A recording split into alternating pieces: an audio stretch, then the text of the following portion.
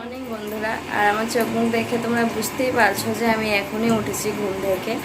আর উঠে স্নান টান করে ঘরটা ঝাড় দিয়ে দিয়েছি। আর এখন আসলাম রান্নাঘরে। তো একটু চা করব, কারণ মাথাটা অনেক যন্ত্রণা করছে। কাল রাত থেকে ঘুমোতে পারিনি, ওইভাবে যন্ত্রণা করছে একদম এই জায়গাটা, মাথার এই জায়গাটা। দেখো আমি চুলও আশ্রয়নি, শুধু সিঁদুরটা দিয়ে এসেছি। তো ভাবলাম একটু চা করে খাই, তাহলে যদি একটু কমে। কখনো কখনো চা খেলেও মাথা ব্যথা থাকলে ঠিক হয়ে যায়। তো দেখি একটু চা খেয়ে আর একটু পরে কিছু খেয়ে তারপর এখান থেকে ফার্মেসি থেকে গিয়ে ওষুধ নিয়ে আসবো মাথা যন্ত্রণার। তো ওষুধ নিয়ে তারপর খাবো। জানি না ঠিক হবে কিনা, একদম ভালো লাগছে না। কাল রাতে একদম ঘুমাই, দেখো আমার চোখগুলো একদম ফোলা ফোলা লাগছে। তো চলো পুরো দিন কী করি ভিডিওতে তোমরা দেখতে থাকো, স্কিপ না করো। তো দেখো ফ্রেন্ডস, আজ সকাল সকাল রান্নাঘরে এসে আমার প্রথম কাজ হচ্ছে গিয়ে চা বানানো। কারণ আমি রোজ রোজ তো সকালে চা বানাই না, কিন্তু আজ বানাচ্ছি কারণ মাথায় অনেক যন্ত্রণা করছে তার জন্য। তো এখানে দেখো দুধ আমি নিয়ে নিয়েছি আর একটু জল নিয়েছি। এখানে চা বানাবো হলো বাবা আর আমার জন্য, দুজনেই খাবো। কারণ এখন আর তো কেউ উঠেনি ঘুম থেকে, আর আসমিতে পাপাও চা খায় না, ওর কাকুও খায় না, আর ওর ঠাম্মা কখনো খায় কখনো খায় না, কিন্তু বাবা রোজ খায় কারণ বাবা চাটা একটু ভালোবাসে। তো আমি না খেলেও বাবার জন্য করে দিই সকালে বিকালে একটু চা। আর বাড়িতে কেউ এত বেশি চা খায় না আমাদের। তো দেখো ফাইনালি চাটা হয়ে গেছে। আর এদিকে আমি কেটে নিয়েছি হলো মোচা। তো মোচা কেটে এগুলো প্রথমে সিদ্ধ করে নেব। তো সিদ্ধ করে তারপর আমি রান্না করব। তো আর এখানে বসিয়েছি ভাত। আর এখন আমি চাটা ঢেলে নেব কাপে।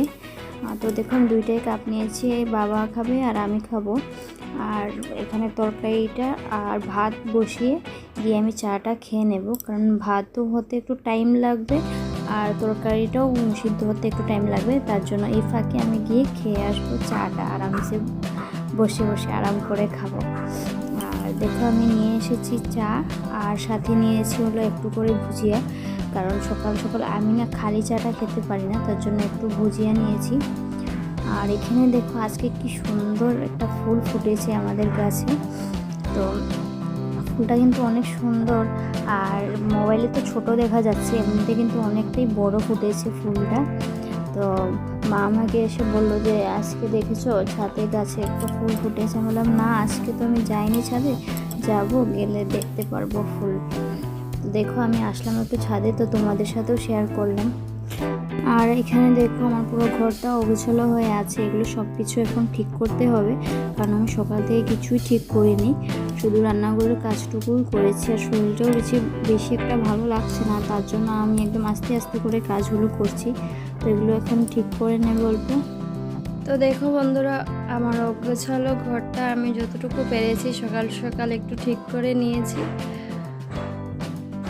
ড্রেসিং টেবিলটা একটু মুছে নিয়েছি, রোজ মুছি তাও তো ধুলাবালি আসে, কি বলবো। আর এখানে দেখো বালিশগুলো কভার খুলে রেখেছি, আজকে ধুয়ে দেব কারণ অনেক নোংরা হয়ে গেছে। আর এগুলো যতটুকু পেরেছি ঠিকঠাক করে রেখেছি, আলনাটা একটু ঠিক করেছি, এই কাপড়গুলো গুছিয়ে ঠিক করেছি। আর এখানে দেখো কাপড় আছে, এগুলো কাচতে হবে, এগুলো নোংরা কাপড়। এখন শুধু নিচটা ঝাড় দিয়ে মুছে নেব। তো দেখো বন্ধুরা, ঘরের কাজ টুকটাক শেষ করে আসলাম বাথরুমে, কাপড়গুলো ভিজিয়ে রেখেছি, নোংরা কাপড়গুলো। আর দেখো আমার ছেলে এসে পড়েছে। আমার ছেলে কিন্তু অনেক ভালো, আমার কাপড়গুলো এখন সব ধুয়ে দেবে। জানে ওর মার শরীরটা বেশি ভালো না, তার জন্য ওই সব কিছু করে নেবে। তো দেখো এসে পড়লো কাপড় কাচার জন্য, তো ও আসে বাথরুমে আমি আসলে। আর এখানে দেখো আমাদের রাতের ডিনার হয়ে যাচ্ছে আজকে। তো আমি সারাদিন ব্লগটা কন্টিনিউ করতে পারিনি, এখানে রাতে পনিরের সবজি করেছিলাম।